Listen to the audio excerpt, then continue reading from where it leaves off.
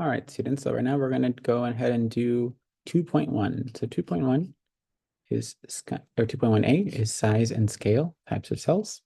So if you go to the assignment, click on your assignment. So what you're going to do is you're going to use on Google Classroom, you're going to click this link here. You're going to go to this information here, and you're going to use it to respond to the questions that are on here. The first thing I'm going to recommend that you do is to translate these words here if you do not know them. Right, the translation word says ML. Of course, you can always answer this in your home language as well. You can translate any document by going here to Tools, Translate Document, and then click here your home language: Spanish, Arabic, Chinese, whatever you think, whatever would be helpful for you. But let's go ahead and go through these. So we already have influenza viruses, so we're going to put them in order from the smallest to the largest, and we're going to use this to help us. So here on the scale, if I go from the left and I move this over to the right, I'm getting smaller and smaller and smaller and smaller and smaller.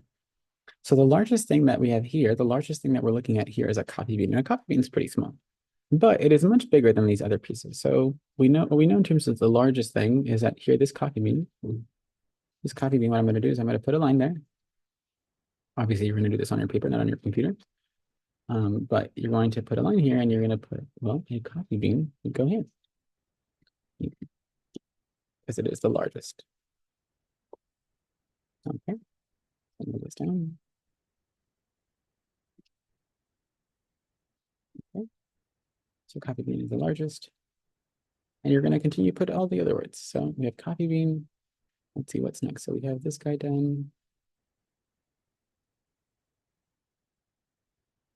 Okay, let's look at, so what's next? Let's continue on. So it looks like if we continue on, it looks like the next smallest thing is a grain of salt. The next largest thing is a grain of salt.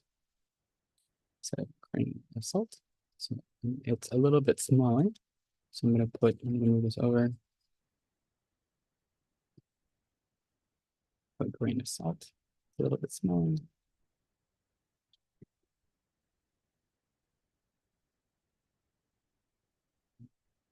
Salt. Okay. Let's go ahead and continue. So let's see what's next. So after grain of salt, we have an amoeba. So now it looks like we have a human egg. A human egg is next. So I'm going to put on here human egg. We also call this a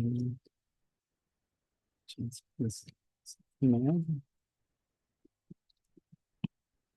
Human, human egg. Also call it an ovum. So you can write the word ovum as well. That's all we'll read. The next one. What else do we have? Let's see. So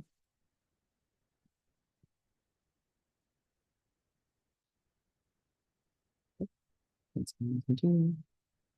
So next we have, it looks like the next thing we have is our skin cell. So our skin cell is next. Let's go for a skin cell.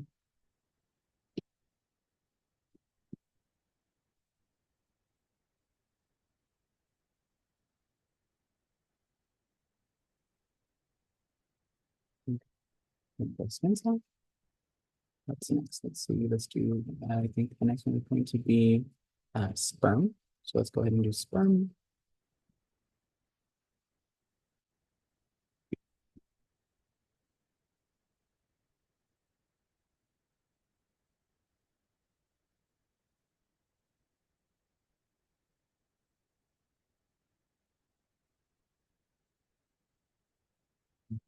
Sperm. Okay. Then what's next? Let's see. So it looks like after this, we have a red blood cell. So we have a red blood cell. Let's go to red blood cell.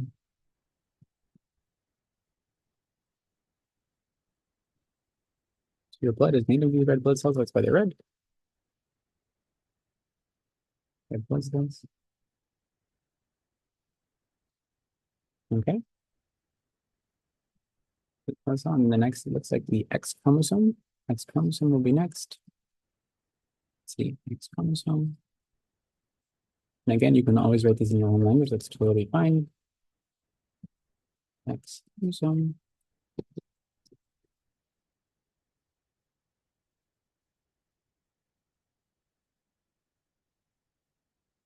Okay.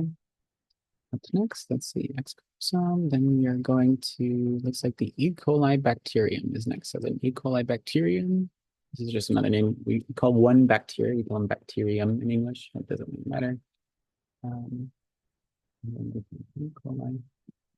E. coli.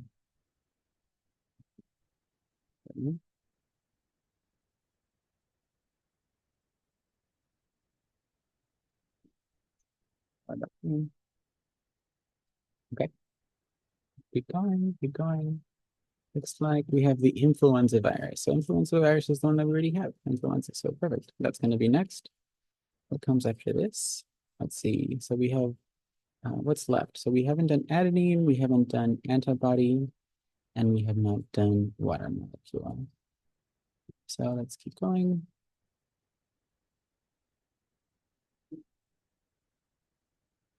So it looks like the next thing we have here is our antibody. So we looked at antibodies in the last unit. So we're going to do the antibody.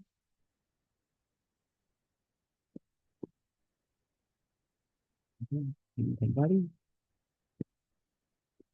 Antibody. Okay. And then the last thing, or not the last thing, then we have adenine, which is a nucleotide. So DNA is made of nucleotides. We have adenine.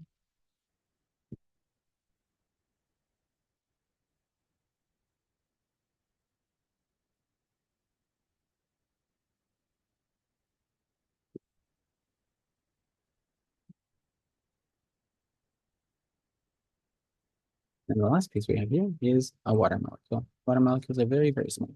Just one water molecule. All right, and we're done. This is the whole list. Cool. So now we have everything from the largest thing, which is the coffee bean, to the smallest thing, which is the water molecule. So now we're going to write 5 sentences to compare the sizes of these different things. So let's start from the top. So the largest thing is a coffee bean. The smallest thing is a water molecule. So I can write this however, I can write a water molecule. A water molecule is smaller than a coffee bean. Cool. That's one sentence. That's one. Then let's do another one. Let's try a skin cell is larger than a X chromosome. A skin cell is larger than an X chromosome. Okay, yep, it's larger.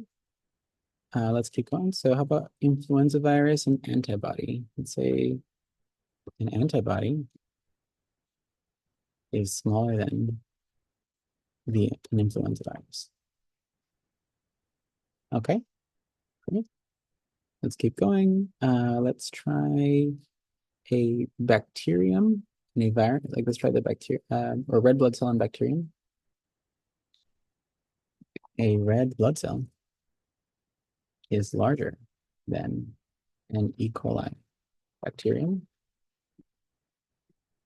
Great. Okay. And the last one, let's do one more. Let's go with, let's try a human egg and sperm. So a human egg is larger than a sperm. So you can pick whichever ones you want, and obviously you can write it the other way. You can say a sperm is smaller than an egg, a human egg. You can write it however you want, but it's just for us to see the sizes. So we're going to now focus on the two major types of cells that we look at. There are two cells. There's ones that are called prokaryotic cells and others that are called eukaryotic. So these are just two different kinds of cells. So all living things are either prokaryotes or eukaryotes. So things that are prokaryotes have a cell wall, a plasma membrane. They have some kind of genetic material like DNA.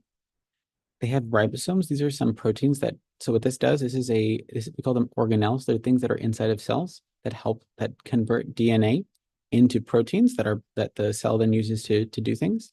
Then we have our nucleoid. So our nucleoid is just where the DNA is inside of a cell. In a eukaryotic cell, we have a membrane-bound nucleus. So there's a membrane, there's something on the outside that protects it.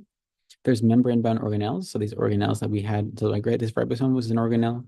These are called organelles as well. These organelles, however, have an exterior. They have some kind of protection. They also have ribosomes. they have a plasma membrane, and they have genetic material in the form of DNA.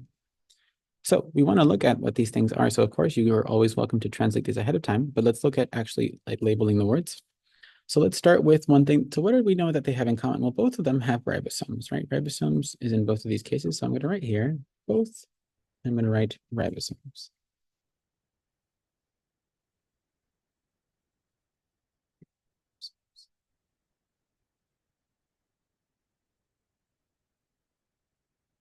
Okay. That's something that both of them have. What else is something that they have in common? So ribosome, we got the ribosomes down. Okay. What else? Both of them have DNA, right? Both of them have DNA. Yeah, all cells have to have DNA. All things that are alive have to have DNA. DNA. Okay. What else do we have?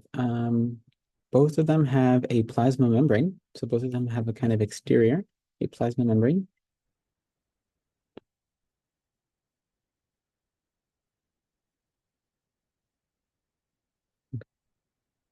Excellent. And I think that is all the similarities. I'm not sure that there's any other ones here. Cool. Let's look at the differences. So let's see. We have that. Let's see. So a nucleoid. So prokaryotic cells have a nucleoid. So I'm going to put here nucleoid. It's something that only prokaryotes have. Eukaryotes, however, have something else. They have a nucleus. Those are different. So here's a nucleus, a membrane-bound nucleus, and this is a nucleoid. Right? So these are different. So the nucleus is going to go with the eukaryotes. The nucleoid is going to go with the prokaryotes. A cell wall, only the prokaryotic cell has a cell wall. So here I'm going to put cell wall.